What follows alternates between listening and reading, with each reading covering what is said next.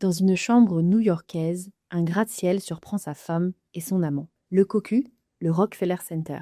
Les amants, l'Empire State et le Chrysler Building. On devine à travers la fenêtre d'autres gratte-ciels qui lancent un regard désapprobateur sur le couple illégitime. La torche de la Statue de la Liberté fait office de lampe de chevet.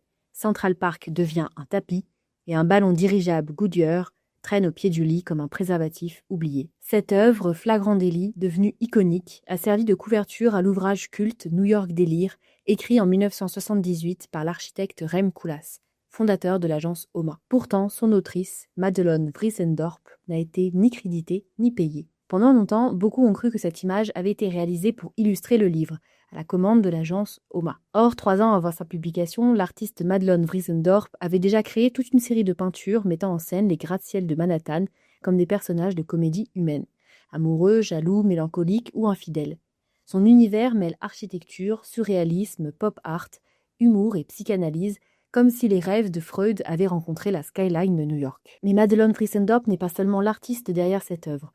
Née à Rotterdam en 1945, diplômée de l'Académie Rietveld, elle est l'une des membres fondateurs d'OMA, l'agence créée en 1975 avec Rem Koolhaas, son mari à l'époque, ainsi qu'avec Elia et Zoé Zengelis.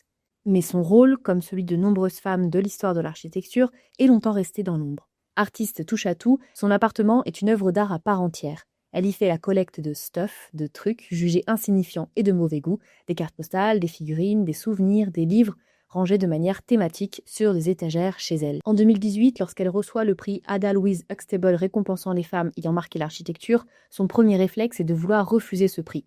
Elle change finalement d'avis et décide d'utiliser cette reconnaissance pour parler de toutes celles dont les contributions ont été minimisées, oubliées ou attribuées à d'autres.